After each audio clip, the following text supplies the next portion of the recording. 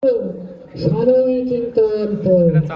ওই একটা গর্ত, এটাই গল্পের সত্য। রাত হয়েছে 12, সন্দেহ নেই কারো। রাস্তাঘাট ফাঁকা, লোকটা হাঁটছে একা, ফিরে যাচ্ছে ঘরে। আর তারপরে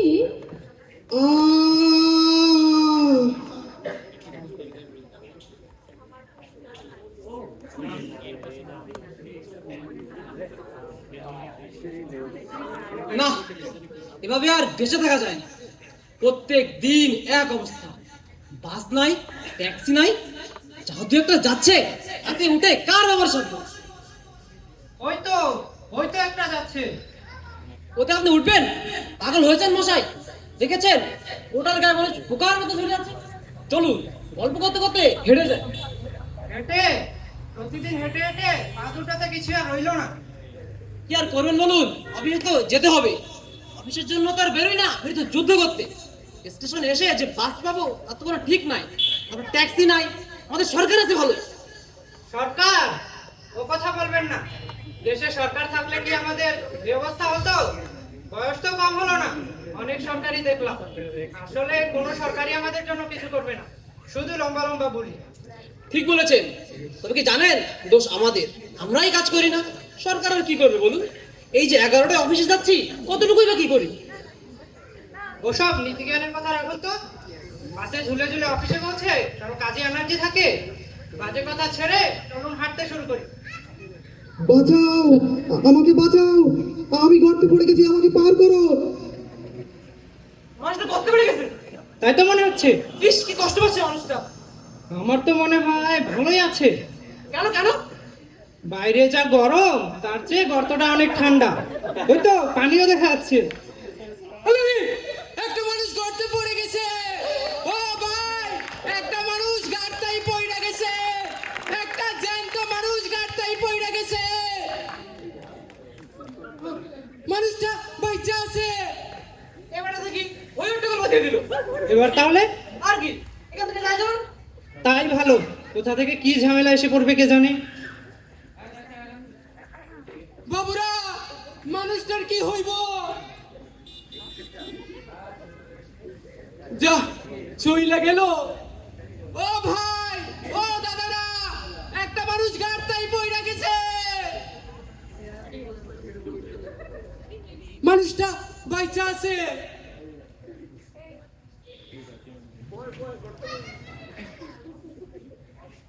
দূর, কেউ একবার ফিরাও থাকাইল না।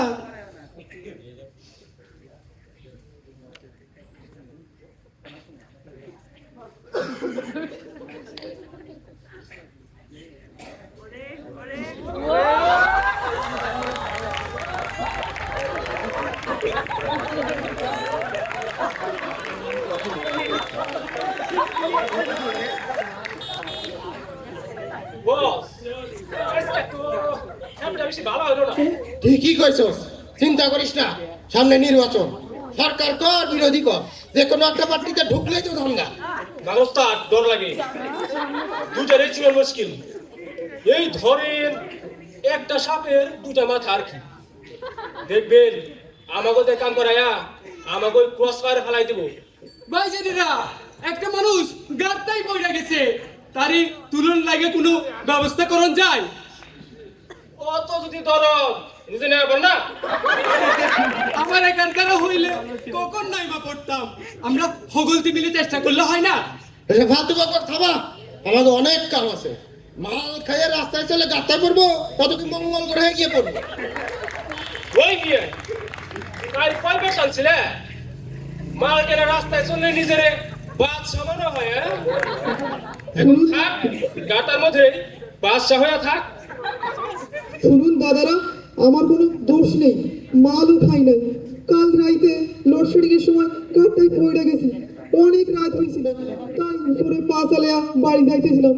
দয়া কইরা আমার কথাটা একটু ভাইবেন। আমার স্ত্রী আমার লাইগা পথে পয়সা আছে। আমার স্ত্রী আমার লিগে পথে বসে আছে। আমাও কি ভুললেন তাইলে আপনারা, মানুষটার কোনো দোষ নাই। তুই এখনো খারাপ আছিস, ভাগ শালা। উস্তাদ, এই হালাই তো আমাকে গাতাই করছে। ট্যাক্স দেবো না ট্যাক্স। এই মিয়া ট্যাক্স মার করলো রে, গুলি করে খুললি উড়াইয়া দেবো। উস্তাদ উস্তাদ পুলিশ এসেছে, ভাগো।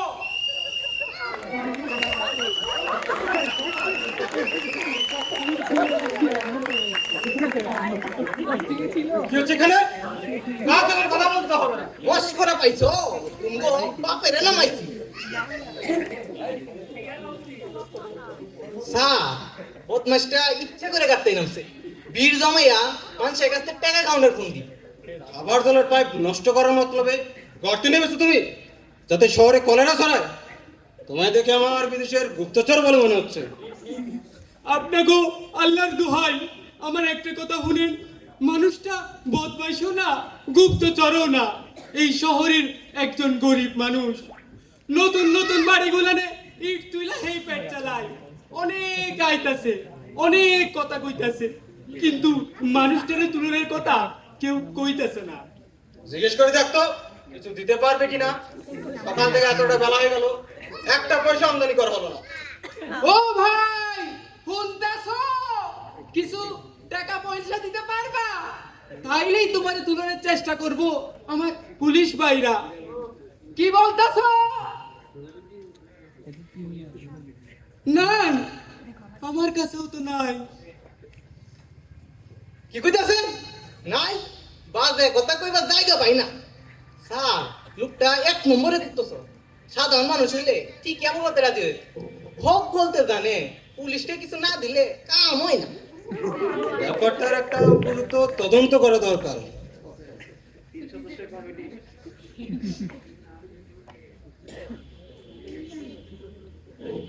নাম কি? রহিম মিয়া, পিতার নাম? করিম মিয়া। বয়স, ঠিকানা? তোমার চালান করা হলো, এই না তোমার চালান। থানায় চলে আসবে। মানুষটা গাড়ি থেকে উঠতে না পারলে থানায় যাইব কেমনে? ও সব আমি জানি না, কাল সকাল 10টায় ওকে থানায় আসতে হবে। স্যার একদম খালি হাতে যাবো? ওই বেটা মেলা বক বক করছস, দেখি কিছু বিড়ি টিড়ি স্যার।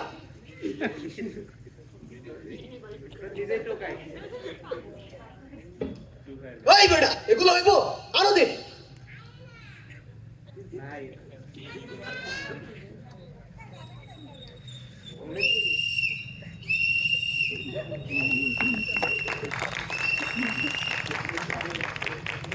দেখছেন ভাইজানেরা, আমাদের দেশের পুলিশের হালাত দেখছেন। আমি সারাদিন কাগজ টুকায়া পেট চালাই, আর আমার টিকা বিড়ি লইয়া গেল।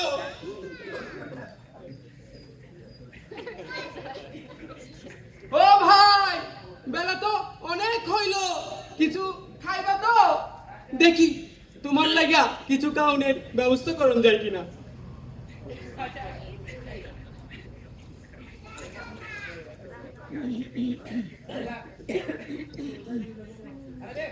শুনুন শুনুন শুনুন, গর্তে পড়ে যাওয়া লোকটার খবর শুনুন।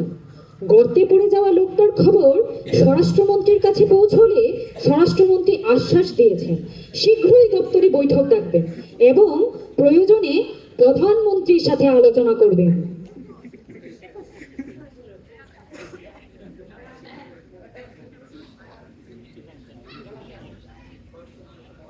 ও ভাই, শুনছো?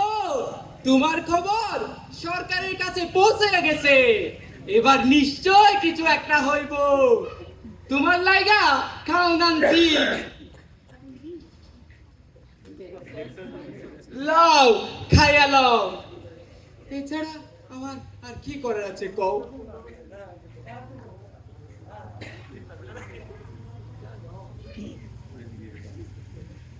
হ্যালো, আমার নাম মিস আনিকা, আমি একজন এনজিও কর্মী। আপা, একটা মানুষ গাছের মধ্যে পড়ে গেছে, তারে তুলার লাইগা কোনো সাহায্য করবার পারেন? ফাইন ফাইন, গর্তে পড়া লোকটাকেই তো আমি খুঁজছি। সাহায্য? না না, তা কি করে সম্ভব? আমি কেবল 8 ঘন্টা সময় নিব। 8 ঘন্টা কেন? 1 ঘন্টা, 2 ঘন্টা, যত খুশি নেন, মানুষটারে তুলনের চেষ্টা করেন। কয়েকটা প্রশ্নের জবাব চাই। জিগান আচ্ছা, লোকটা কখন থেকে গর্তে রয়েছে? কাল রাত থেকে। কাল রাত থেকে তো বুঝলাম, কিন্তু তোমার মনে হচ্ছে কখন থেকে গর্তে রয়েছো? কি হে, উত্তর দিচ্ছ না কেন? মনে হইতেছে যেন হাজার হাজার বছর কাইটা গেছে। How wonderful! ঠিক এরকমই এক উত্তরের আমি আশা করেছিলাম। আচ্ছা, তুমি যখন গর্তে পড়ে গিয়েছিলে তখন তোমার কি মনে হচ্ছিল? আপনি তো আজগুবি মানুষ, মানুষটার তুলনার কোথাও কথা নাই। একটার পর একটা প্রশ্ন কইরাই যাইতেছেন। তুমি জানো ওকে নিয়ে দেশে বিদেশে কত বেশি আলোচনা হবে? আচ্ছা, তুমি কখন থেকে ওর কাছে রয়েছো? তা তো ফেরতম থাইকা। তোমার কি মনে হয় ও গর্তে খুশি নয়? খুশি? খুশি হইব কেন? বড় অকৃতজ্ঞ তোমরা। একবার কেন ভাবছো না এর চেয়ে বড় গর্তে পড়লে ওর হাড় মাংস গুঁড়ো হয়ে যেত? আপা, আপনার কাছে হাত জোর করি, দয়া কইরা মানুষটারে তুলার চেষ্টা করেন। আকাইমা পেছাল পাইরেন না। আর মাত্র দুটো প্রশ্ন উত্তর চাই প্লিজ। গাজা ফিলিস্তিন নিয়ে আপনার কি মত? গাজা? ফিলিস্তিনি গাজা? আপা, আজ পর্যন্ত কোনো ফিলিস্তিনি গাজা খাইও নাই, দেখিও নাই। আল্লাহর কিরা খাই না কইতাছি, আমি কাগজ টুকাইয়া পেট চালাই। আমেরিকা না রাশিয়া, কাকে তুমি ভালো মনে করো? যে তারে গাতে থেকে তুলবো তারে।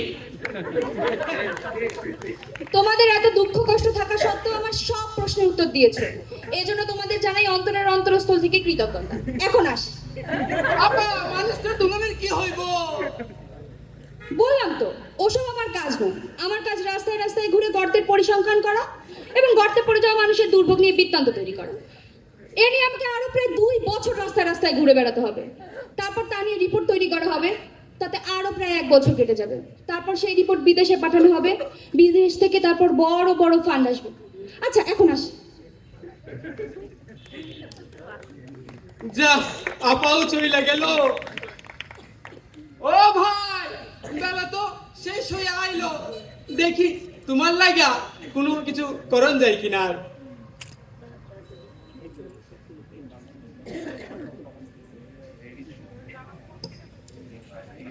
খবর পাওয়া গেছে বিষয়টা নিয়ে একের পর এক আলোচনা চলছে, আলোচনা চলছে, সমালোচনা চলছে, সমালোচনা চলছে, আলোচনা চলছে, আলোচনা চলছে, বিতর্ক চলছে, বিতর্ক চলছে, আলোচনা চলছে। স্বরাষ্ট্রমন্ত্রী নানা কাজে ব্যস্ত থাকায় এই বিষয়ে নজর দিতে পারছেন না, তবে আশ্বাস দিয়েছেন, আশ্বাস দিচ্ছেন, আলোচনা করছেন, আলোচনা করছেন, আশ্বাস দিচ্ছেন যত তাড়াতাড়ি সম্ভব এই বিষয়ে নজর দিবেন।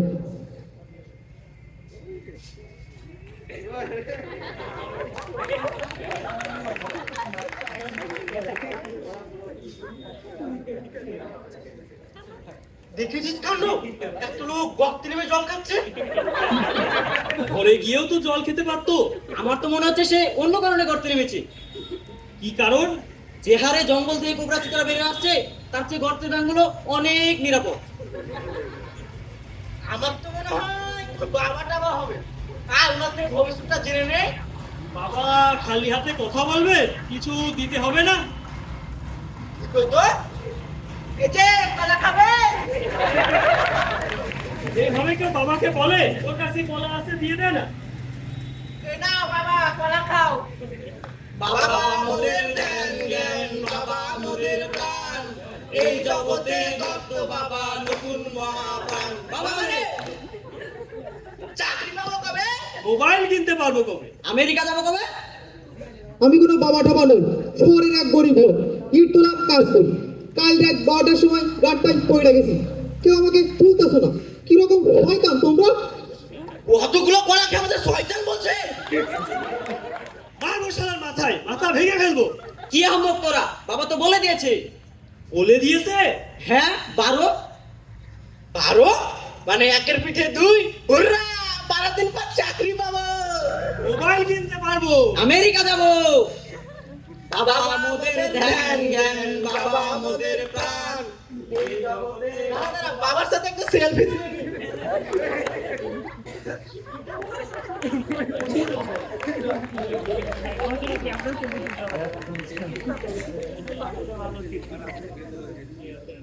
জোর খবর, জোর খবর।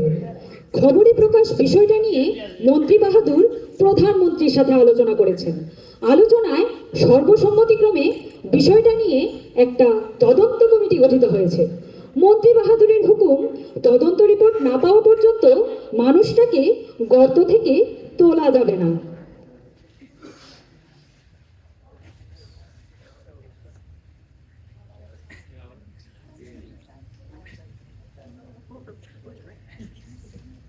ও ভাই শুনছো, তোমার নিয়া কমিটি হয়েছে। কমিটি তাইকা সিদ্ধান্ত না হলে তোমারে নাকি গাড়টা থেকে তুলন যাইব না। কি হইল? মানুষটা কথা কয় নাকি?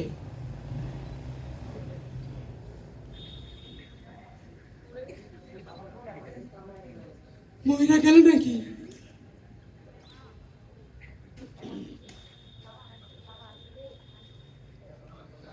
ময়রা যাওনি বালা, এ দেশে মানুষ কইতে কিছু আছে।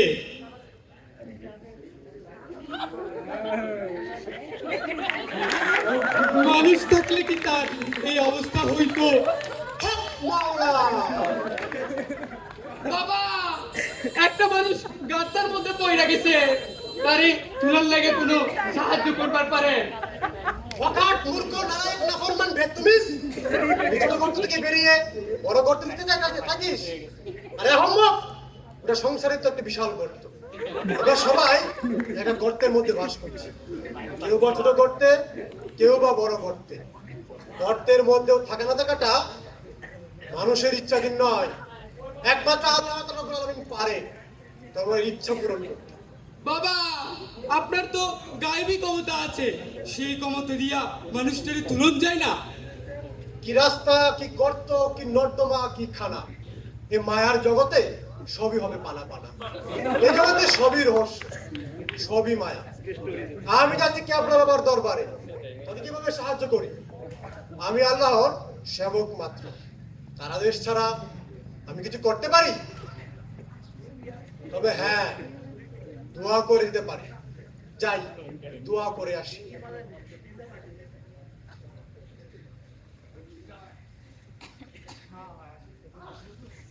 বাবা, বাবা, বাবা গো!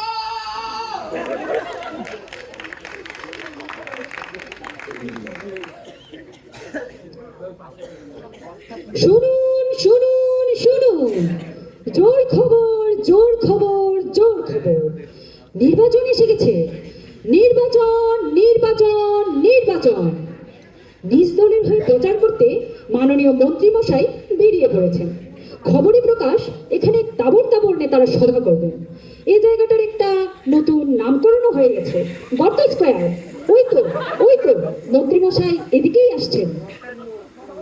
মুন্ডু মার্কাই, মুন্ডু মার্কাই, মুন্ডু মার্কাই, মুন্ডু মার্কাই, মুন্ডু মার্কাই, মুন্ডু মার্কাই, মুন্ডু মার্কাই, মুন্ডু মার্কাই।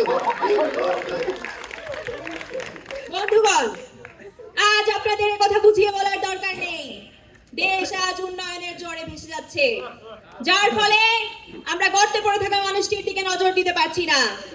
যারা আজ এই মানুষটিকে গর্ত থেকে তোলার কথা বলে, তাদের কাজ হচ্ছে আমাদের সরকারের বিরুদ্ধে কুৎসা রচনা করা। বিরোধী দল হরতাল, অবরোধ, পিকেটিং করে পুরো দেশটাকে ধ্বংস করে দেওয়ার পায়তারা করছে, যার ফলে আমরা গর্তে পড়ে থাকা মানুষটির দিকে নজর দিতে পারছি না। আগামী নির্বাচনে জিতলে আমরা অবশ্যই মানুষটিকে গর্ত থেকে তোলবার ব্যবস্থা করব। মুন্ডু মার্কাই, মুন্ডু মার্কাই, মুন্ডু মার্কাই, মুন্ডু মার্কাই, মুন্ডু মার্কাই, মুন্ডু মার্কাই, মুন্ডু মার্কাই, মুন্ডু মার্কাই। টান্ডা মার্কাই, টান্ডা মার্কাই, টান্ডা মার্কাই, টান্ডা মার্কাই, টান্ডা মার্কাই, টান্ডা মার্কাই, টান্ডা মার্কাই, টান্ডা মার্কাই। বন্ধুগণ, আজ আপনাদের সামনে দীর্ঘ ভাষণ দেব না। আপনারা জানেন এই সরকার জালেম সরকার, এই সরকার পুরোপুরি ব্যর্থ, এদের পতন ঘটাতে হবে। আমরা এই গর্তের মাঠটিকে নিয়ে মারাত্মক চিন্তিত, কিন্তু বর্তমানে আমাদের নেত্রীর মুক্তি, গণতন্ত্র পুনরুদ্ধার, নির্দলীয় তত্ত্বাবধায়ক সরকার ব্যবস্থা প্রবর্তন ও হরতাল নিয়ে ব্যস্ত আছি। আগামী নির্বাচনে জিতলে আমরা অবশ্যই মহাসমরে গর্তের মাছটিকে তুলবো, ইনশাআল্লাহ তাই আগামী নির্বাচনে আমাদের ডান্ডা মার্কায় ভোট দিয়ে জয়যুক্ত করবেন। ডান্ডা মার্কায় ডান্ডা মার্কায় ডান্ডা মার্কায় ডান্ডা মার্কায় ডান্ডা মার্কায় ডান্ডা মার্কায়। ডান্ডা ছাড়া কোনো কথা হবে না।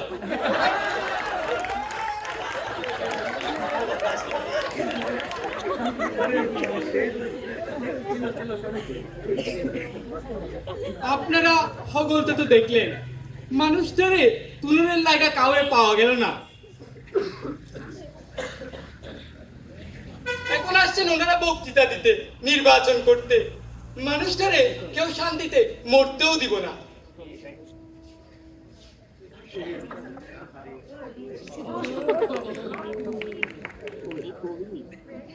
ভাইজান, একটা মানুষ গার্তের মধ্যে পড়ে গেছে, তারে তুলার লাগে কোনো সাহায্য করবার পারেন? আমার দ্বারা ও কাজ হবে না। ওসব করলে সাহিত্যে সংযমের অভাব হতে পারে, এমনকি সাহিত্য উদ্দেশ্যমূলক হয়ে যেতে পারে। আমি এই দুই ব্যাপারে সতর্ক থাকতে চাই। আমি বরং বিষয়টা আলোচনার জন্য আমাদের কবি সম্মেলনে প্রস্তাব রাখতে পারি। আপনি কেডা? আমি কবি, উত্তর আধুনিক কবিতার চর্চা করি। আজ থেকে 100 বছর পরে যে কবিতা লেখা হবে সে কবিতায় আমি লিখি। আমার একটা কবিতার সংকলন বেরিয়েছে, অন্ধকারের প্রভাত। কেমন না কেমন না, শোষিত নিপীড়িত মেহনতি মানুষের জন্য আমার কবিতা। তোমাকে একটা কবিতার বই দিচ্ছি। ও ভাই, তোমাকেও দিচ্ছি। গর্তের মধ্যে বসে বসে মন দিয়ে পড়ে কিন্তু। এবার তাহলে আমি আসি। ভাইজান, মানুষটারে গার্তে তুলন না গেলে তো মইরা যাইবো। আরে বললাম তো, ওসব আমার সাংস্কৃতিক কর্মটার মধ্যে পড়ে না। এসব প্রতিদিনের সাংসারিক কর্মটা দৌড়িতে তোমরা বাধা। আমরা সবাই যদি একই বিষয়টা দেখি তাহলে সাহিত্যের কি হবে? তোমাকে অবশেষে বলা হয়। কি জানি কইলেন, দড়ি? হ্যাঁ, আরে, এই কথা কেন যে মনে আগাইলো না? একটা দড়ি হইলেই তো মানুষটারে তুলন যাইতো। এই লন আপনার বই, আমার লাগবো না। যা ফেলে দিল। এই জন্য এটি সৎসাহিত্যে কিছু হলো না। আমি সেই দিন হব শান্ত, আমি সেই দিন হব শান্ত, আমি সেই দিন হব শান্ত। ও ভাই, হুনতাছো? পথ একটা পাউন গেছে, আমি দড়ি ফেলাইয়া দিতাছি। তুমি ধরো, শক্ত কইরা ধরো, আমি টানতাছি। আপনারা বসে আছেন কেন? আসেন, হগলতে মিলে চেষ্টা করেন। আসেন গো সব বাদন চিড়া, ধরেন সবাই মিল্লা।